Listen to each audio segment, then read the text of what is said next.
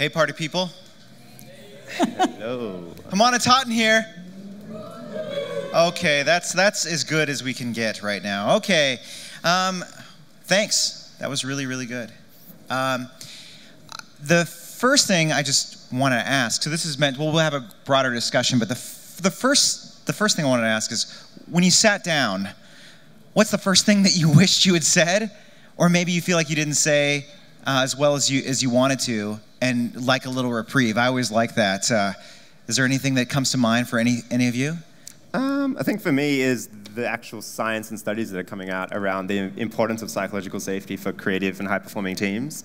So Google did a study a couple of years ago where they were very curious about what's the one thing that leads to the most adaptive, the most resilient and creative teams within their Google teams. And so they took 250 teams and tried to see what the pattern was and what were the commonalities in the highest performing teams. And they found that the first thing was just a common set of ideals or a common set of agreements. But obviously that's not specific enough, so they went deeper. They brought in a group of psychologists to find what is that one common agreement.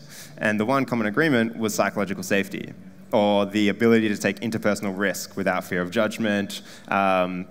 And so they found that psychological safety is the one thing that leads to the most creative and the most high-performing teams. And so now that's obviously being rolled out across all of their teams.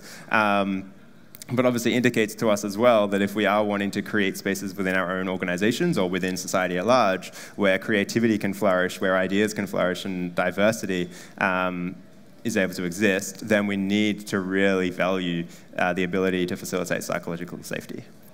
Great. Anybody else? Christina, I feel like you.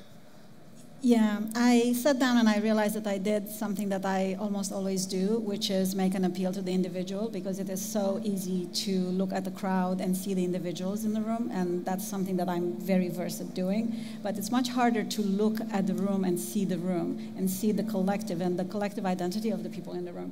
And I kind of promised myself that next time I'm going to try to do that. Yeah, and for me it was quite similar to what you were saying in a way, which is there's this idea that if we want to transform education systems, we need to see ourselves in those systems and as those systems, and we therefore need to transform ourselves, become the system, which is really central to our work. So we're all sitting here in this A-frame thing in Oslo, preaching to ourselves, right? We're preaching to the converted. You wouldn't be here, you wouldn't spend this time doing this. How do we make the tent bigger? How do we get more people to even like entertain or even be aware that some of these things are out there and that they could live in a more intentioned, whatever you want to call it? But how do we get beyond our own kind of echo chamber here? It's a very tactical approach. A lot of studies have shown that it takes anywhere between 4 and 20 exposures for people to whatever stimuli, to whatever idea, to whatever concept, call to action, for them to actually do something. The small average is between 6 and 8. So we need to keep saying it, and we need to keep inviting people. Even if today they say, that's not for me, or good for you, go do your thing.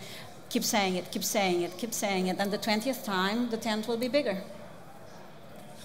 Yeah, and for me, I think there's a real tension between wanting to invite people in versus really focusing on who we are and trying to nurture collaborations amongst ourselves, because it seems to me that, you know, this is a tribe, but we're not really. It's the first time I've been here.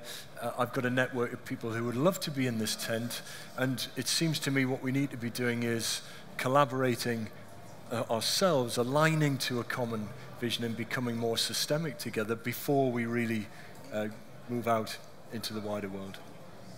Yeah, I'd say it's something that obviously you can't force anything on anyone. But in my experience, in my teenage years, I was the outlier at school, of course, and was incredibly lonely. But afterwards, I've had people who email me or message me on Facebook who I had nothing to do with in my high school years, and all of a sudden have said, Al, love what you're doing. I'm basically in a job where I feel completely no connection to purpose whatsoever, and I'd love to catch up and have a coffee or tea and just talk about how you did what you did. And so it takes them time to come to their own realizations. But I think giving them little clues along the way, not to force anything upon them, but to tell them that actually there's another option and actually something else is possible. And so I think Yeah, seeding in certain words into conversations with people. Obviously, language is incredibly important in informing culture, and letting them know that there are other words that we can use, like vulnerability or like feelings, and talking about feelings. Showing them that actually it's okay, specifically as a man, and I know for Australia, more specifically, that as a man to talk about feelings, it's not weird, it's not wrong, it's actually incredibly important. And so an example would be to actually talk about my feelings when I'm catching up with an old high school mate, and just show them that, wow, I would imagine that that's very liberating to talk about my feelings, and I have to hemp it up inside all the time. And so I think little clues, and not having to force it upon others, but just to show them that there's another way, and it's possible. So do you think fundamentally then, as the group, is it's a lack of awareness that there's even other options or other ways of kind of existing or going through the day-to-day? Or what things, or what systems are, or what they could become?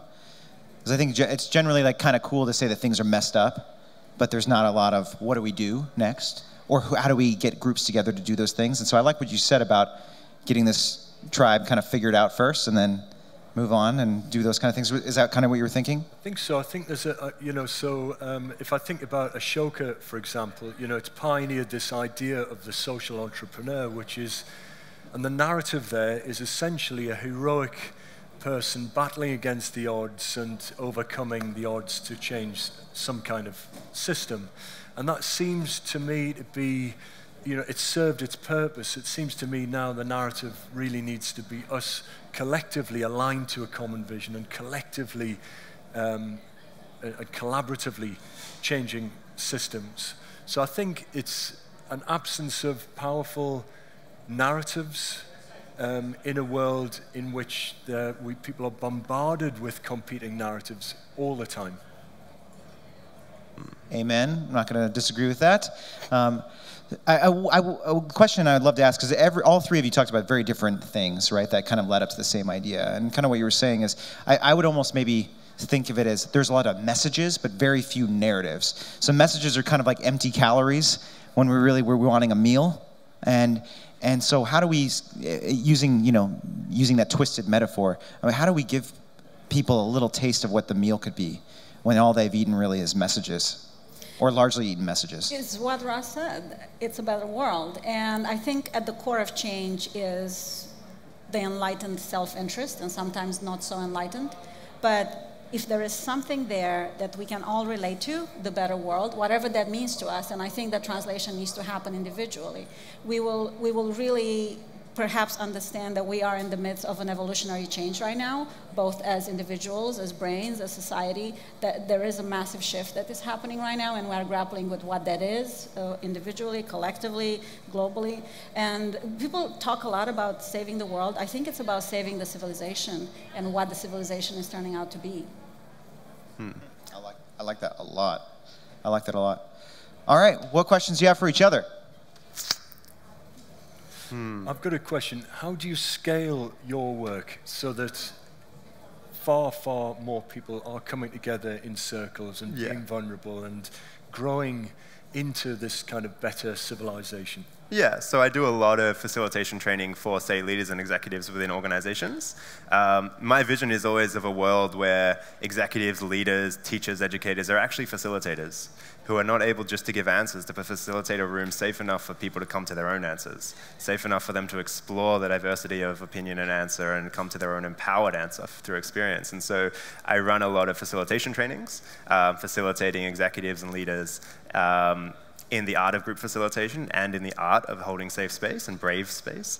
And so through that, I suppose, is the way to scale the work of holding space. It's something that obviously I've thought about a lot of how can you make that into something that's online and scalable across the globe. But it's also something that in order to be a great facilitator in a room, you need to have done the work. You need to have been in a space that you have to open up and share parts of yourself. And so it's very, very experiential. And so, yeah, at this stage, it's just a lot of live in-person trainings, training the trainers, and then hopefully the trainers will train the trainers, and it will go out in that kind of way. It's so funny. When you started talking, I was like, I got nothing. And luckily, while that evolved, I thought about this very funny thing. What if the three of us plan to be at Catapult a year from now, and in between now and then, we embark on this social experiment to see how do we take my circle, your circle, as geographically interesting and disparate as they are, and see what, oh, Kyle's circle, why not? And I would love Lowe's in that circle. So what can we create, literally, just an exercise in humanity and creativity and problem solving and everything else between now and there, and we present it at Catapult, say, hey, this is what there was. Could we do something like that? Great. And whomever, you came on the stage, right? Your circle. I don't know what that is, but maybe we can bring some circles. Phillips has some interesting circles, so has Patricia. There are other people in the room. I love that. Yeah, I think it's really interesting. I do think that if we don't commit to collaborating and modeling these collaborations, expecting some to fail, you know, we have to sort of prototype collaborations. I think we can open the doors to the whole world and nothing will change. I think if we can't, you know, to your point, if we can't create these circles that are safe and brave and collaborative, then how can we expect anyone else to? So I'd be certainly up for that. And also, I love that, just to say, I love that idea that where you ask what questions we would ask in future. I'm going to commit to using that whenever I'm facilitating panels. I think it's not just a cop-out. No, I think it's really neat. No, it is. I think it's great, yeah. Awesome. That's great. So I know we're a bit over, too, so I was asked to end a little early. I think that's perfect. I think always leaving with a takeaway that then we can build off of and the rest of the group can, too. So I'm assuming everyone's cool with talking afterwards and finding other ways that we can all collaborate, both on this and then anything else that we're interested in. Is that fair to say? I know I am. Yeah. Awesome. I was curious if anyone had questions, but I know we're out of time. Yes, well, we were a little bit over, yeah. So maybe we'll move it to offline and then have the individual conversations. Do we have 3 more minutes? Yeah, but we're over actually. Okay. So they asked me to end a little bit early. But anyways, thank you guys so much. You guys were awesome. That was fantastic. Thank you. Cool. Thank you.